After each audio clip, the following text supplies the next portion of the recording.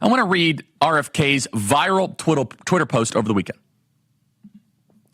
RFK explained what MAGA really means. I have a MAGA hat right here. I'm going to wear my MAGA hat as I read RFK's post. Put it up back on screen, please. And by the way, you can get your MAGA hat at members.charliekirk.com. RFK writes, what MAGA really means.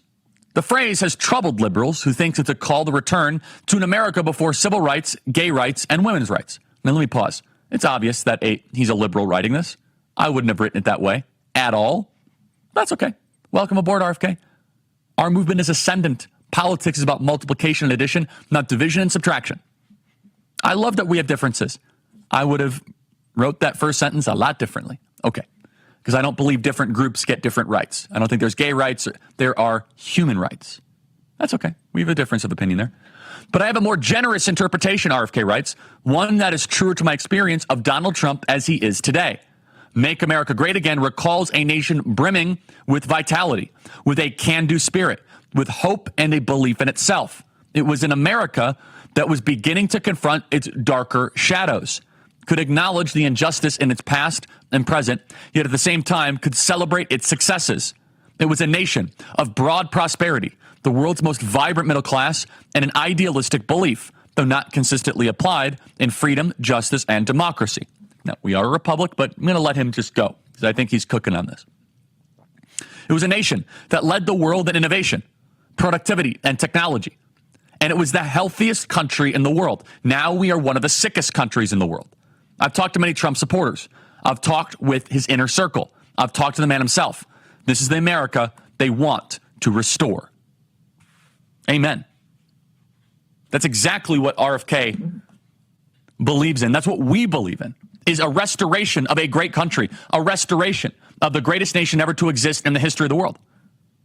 We want to be back to a country that doesn't leave $80 billion of military equipment for the Taliban. We want to go back to a country that does not allow 10 million people to walk across our southern border. We want to go back to a country where half our kids are not obese. We want to go back to a country where we are not depressed and suicidal and anxious and alcohol addicted and slaves of the pharmaceutical industrial complex. And look at this merger of forces. RFK loves America. He's not a stooge of the World Economic Forum or the World Health Organization or the New World Order. He's a nightmare for the Great Reset. We can stretch out MAGA to appeal to voters that might not like Trump. I can tell you right now, in Arizona, there are a lot of independent MAGA voters.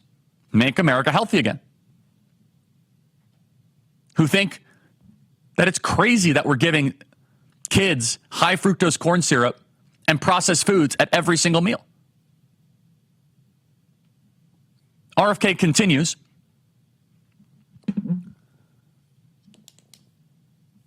Let's say here about war. Very important. Donald Trump has been clear that he will end the Ukrainian war. RFK said that if it was just this one issue, it is worth embracing and endorsing Donald Trump. Kamala Harris is a warmonger. She should terrify you, by the way. She's one of the scariest human beings to run for the presidency, probably in American history. She was beating her chest at the DNC, more hawkish than McCain, more aggressive than George W. Bush. RFK is lamenting and is criticizing that the Democrat Party has become the party of war, censorship, and corruption. And he is right, because he's seen it from within. He's viewed the monster in the eyes. Let's play cut 23, please. Last summer, it looked like no candidate was willing to negotiate a quick end to the Ukraine war, to tackle chronic disease epidemic, to protect free speech, our constitutional freedoms, to clean corporate influence out of our government, or to defy the neocons and their agenda of endless military adventurism.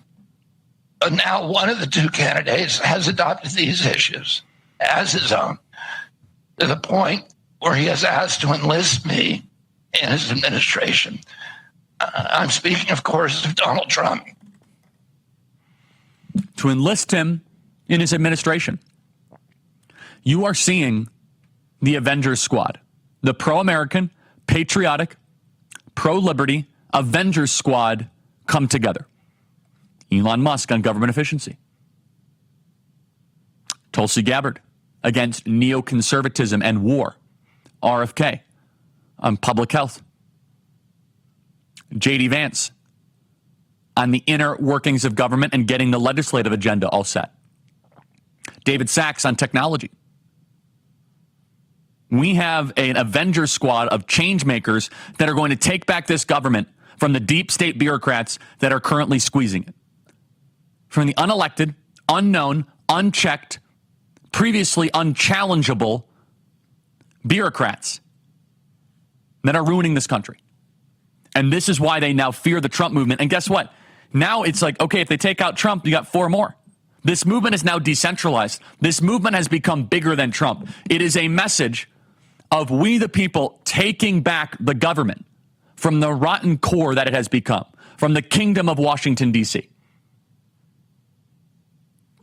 Now, the media is not really sure what to deal with this because they thought there was going to be an uninterrupted coronation parade. It was going to be uninterrupted. Wow, wasn't Tim Walz great? Wasn't Obama great? Wasn't the DNC? Boom. Friday at Turning Point, it all changed. Friday at the Turning Point Action Trump event, when we drew one of the largest crowds in Phoenix political history. By the way, none of the local media gave Trump the credit for what he did. One of the largest, I think the largest political event in Phoenix history, in Arizona history. Can we show the picture again? Every single seat filled in the same arena, by the way, that Kamala Harris did her event a couple weeks prior, and she was not able to fill it all up. No. Kamala Harris, she only had about 10,000 people, and that was right after her announcement, her first visit ever to the state, and they had to partition off the top row. Donald Trump filled every single seat. It looked like an NBA playoff game. Kamala Harris also lied. She said she had 15,000 people. No. The event staff at the Desert Diamond Arena said, no, Kamala Harris had only 10,000 people, not 15,000. She lied about how many people actually came to the event. We had to turn away at least 6,000 people, by the way. 6,000 people we had to turn away. So all in all, there were over 20,000 people that came and attended Desert Diamond Arena. Kamala Harris drew half of that and then lied about it.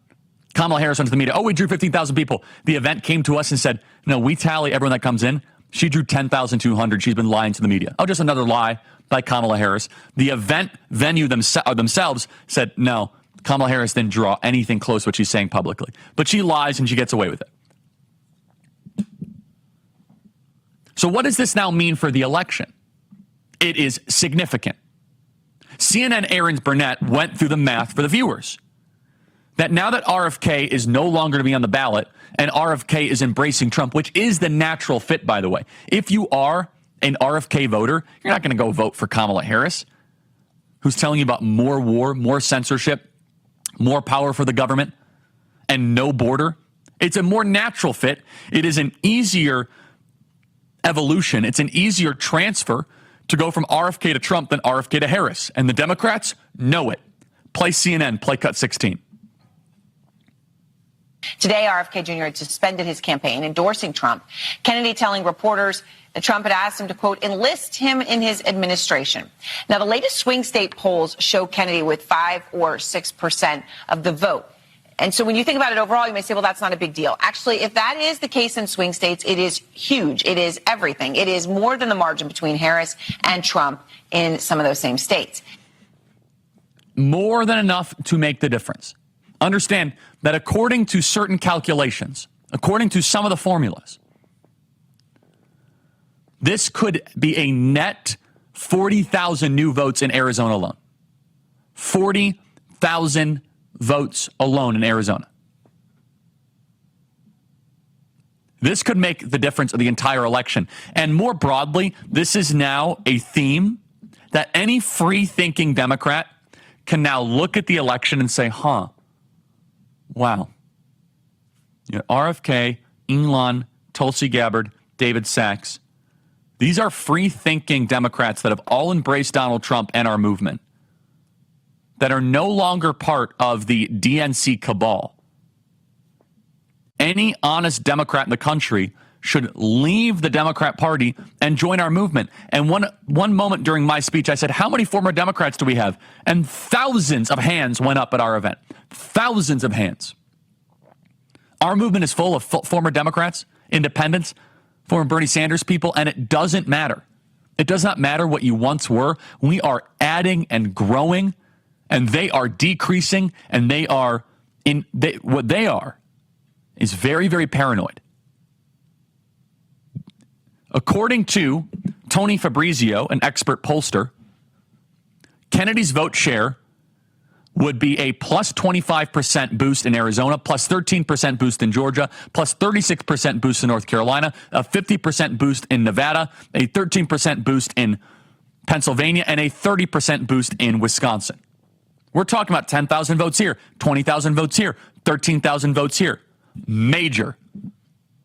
And credit to where credit is due, to RFK for his courage to do something that I know that was not easy, that I know his family was opposing him, to go against the Democrat Party and say, I don't recognize you. I'm going to do something that Kennedy has never done, because he put country above the Democrat Party.